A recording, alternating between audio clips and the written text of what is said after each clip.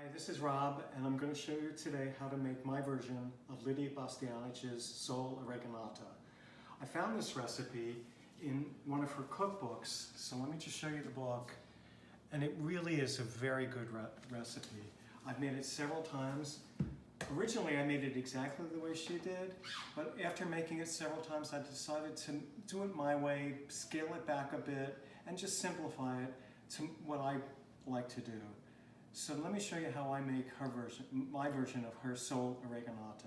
The first thing is to make the breadcrumb topping. What I've done is I've put about 3/4 of a cup of breadcrumbs in a bowl. I've now created my mise en place, and that is 2 medium-sized garlic cloves, minced very finely, 1 medium shallot, also minced quite finely, and a couple of leaves of parsley, again, a very fine chop.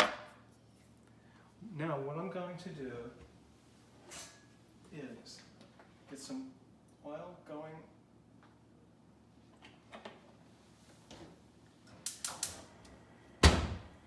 in my pan here, and when it's not much, you can see maybe a tablespoon of oil. And I'm just coating the bottom of the pan. Let it get hot.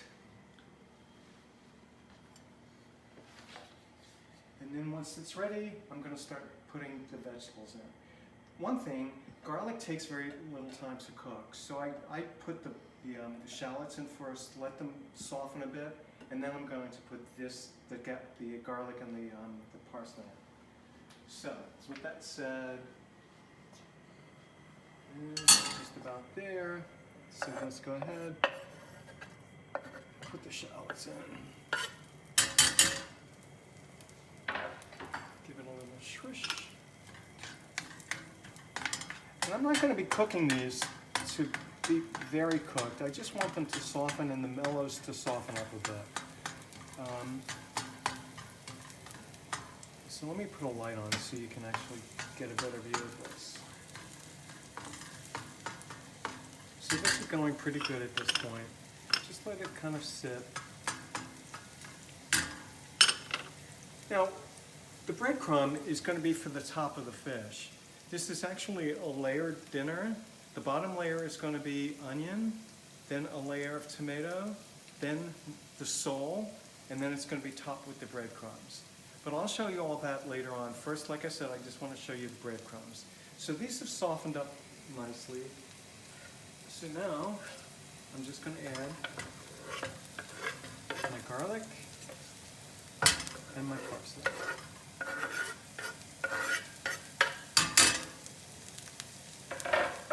Going to give this a shush.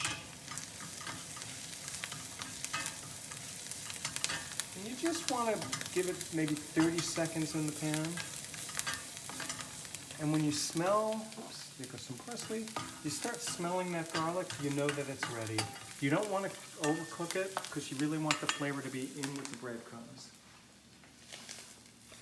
I just dump it all in there. There you go. Now, to this, I'm going to add some lemon zest. This is a nice lemon we got from friends of ours, Dave and Roseanne Dabali, here in Napa. They have a beautiful lemon tree, and they were so nice to give us some of these lemons. So, thank you, Dave and Roseanne. So, you can see I didn't really use all of the zest, but quite a bit of it. Let's get all that nice flavor out of there. The other thing I'm going to want to now do is add just some of the lemon juice itself. Give it a good squeeze. There you go. Wipe my hands off real fast. Now to this, I want to add some salt, maybe about a teaspoon, fresh black pepper, and you can't have oreganatta without oregano. So, I'm going to say easily a good, maybe a tablespoon. A couple of teaspoons, 2 teaspoons, maybe a tablespoon. Oops. Now, let's give this a mix. And what I'm looking for is for the breadcrumbs to be moist, but not wet. And it's not there yet. So I'm going to use the other lemon, other half of the lemon. Do that. It's getting there. So one last thing. Let's go and put some more olive oil in here, just a tad. And there you go. You see that texture right there? That's what I'm looking for. So this is going to be the topping for the sole oreganatta. So this phase of the dish is done. I'm going to take a break. When I come back, I'll show you how to actually assemble the rest of the dish. See you later. Okay, so here's the next step. And this is where I start to deviate from what Lydia said to do in her recipe. She says put a layer of potato down and then followed by a layer of onion and then tomato. Well, 2 things. I find that the potato didn't really add much to the dish itself. I prefer having the potatoes served on the side. So I'll show you the final dish later, but for now, I want you to know I'm omitting the potato. The next thing I discovered is the fish takes so little time to cook that it doesn't really give the onion enough time to cook. So what I like to do is start the onion, maybe give it a 10-minute head start in the oven. So let me kind of prep the onion here. You can see I have a very, very large white onion. Let me just peel the outside.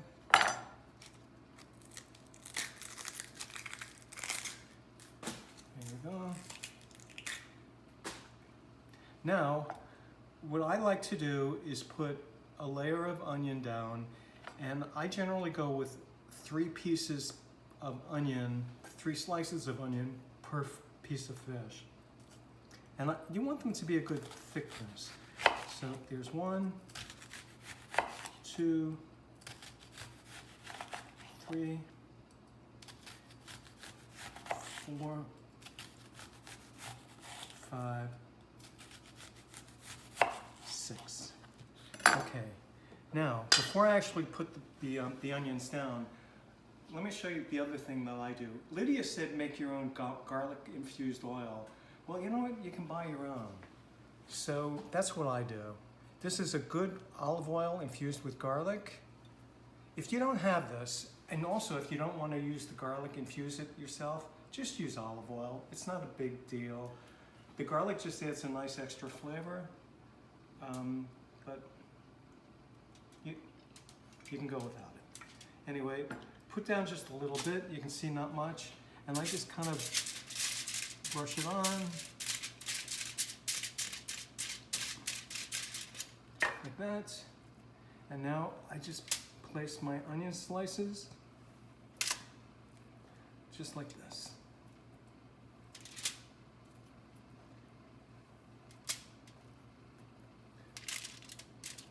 Like this and like this. And then I'm going to top these with a little more olive oil.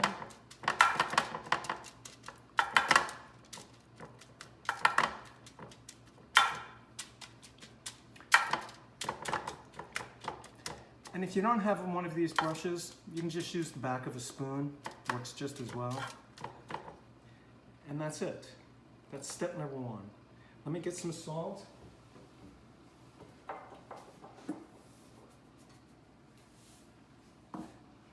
Just sprinkle a little salt, not much, just a little bit.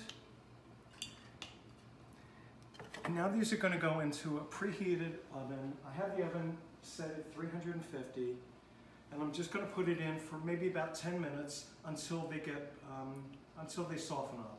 And you can actually start seeing them maybe turn a little brown on the outsides. That's when you know they're done. Depending on the thickness, it might take 15 minutes. So, in it goes. And that's it for now. I'll come back and show you how to assemble the rest of the dish in a few minutes. Okay, so I'm back. The onions have been in the oven for about 15 minutes. They took a little longer because they were pretty thick. You can see they're starting to brown on the outside and they've softened up. So now the next step is to put the tomatoes. And I find using plum tomatoes very good because they don't have a lot of moisture, but they've got a nice meatiness to them. So I just top each one of these pieces of onion with the tomato. There we go. I then do a little more of this oil.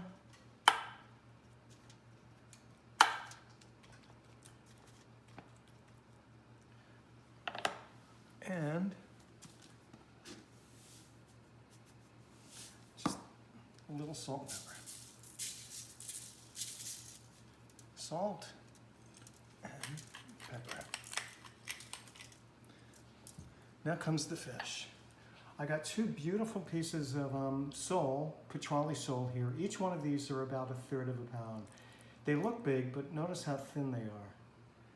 And now you just lay them on top of the onion and the tomatoes, just like that. Perfect.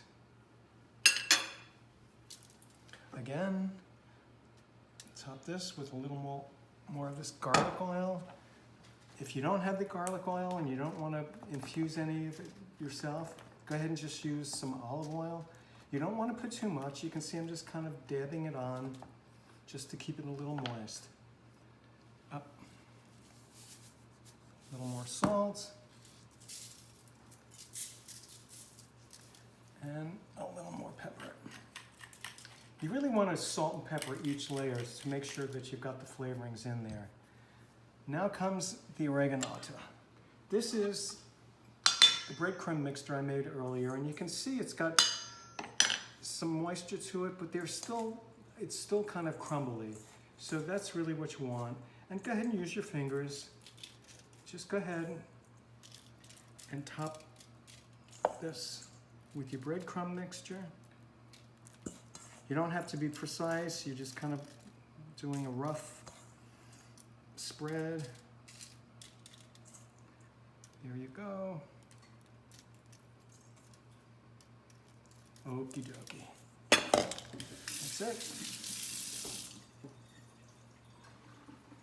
These go back in the oven, and given this size, I would think this is going to be done in 15, maybe 20 minutes. I'll check after 15 minutes. So let me get this in the oven, and I'll be back to show you how they look at the end. Okay, I think it's done now. The fish has been in the oven for maybe about 15, maybe 17 minutes or so. So let's look at it and see if it's done. Look at that. It looks great. The fish has definitely been cooked. Let's just check. Yes, you can see it's nice and flaky, and you can see the breadcrumbs. The breadcrumbs have turned a nice golden brown. So, let me go ahead and start plating. Now I told you Lydia's recipe called for a slice of tomato at the bottom. And instead what I do is I just do smashed potatoes on the side with a nice vegetable. Asparagus is in season right now, so I have roasted asparagus. Now comes the tricky part. Trying to get it on the plate without losing too much of the fish. Here we go. Here you go. And you can see it doesn't look so beautiful, but I think it's going to be wonderful. How's that for a dinner plate? That's it for today. I hope you'd make this, and I hope you enjoy it. Bye. Okay, I'm back. Dinner is finished, and I just want to tell you it was delicious. You can see it wasn't that difficult to prepare, and it always comes out great. In fact, Roy and I always say it is so good, it's worthy of serving to company. I think we only served it once to our friend Lynn, but other than that, we've never served it to company, and I think it's that good that you can. Anyway, I have one final tip for you, and that is if you can't find sole it's okay. You can use any other solid white fish. I've made this dish with cod once, and it was delicious. The thing though is because cod is a thicker piece of fish, it's going to take maybe another 10 minutes in the oven. So you'll have to play with the time of that. But other than that, it works well with cod. You could use tilapia, you could use halibut. In fact, one time, I even did this dish using chicken breasts, and boy, was that good too. So anyway, that's it. I hope you enjoy the meal. See you next time.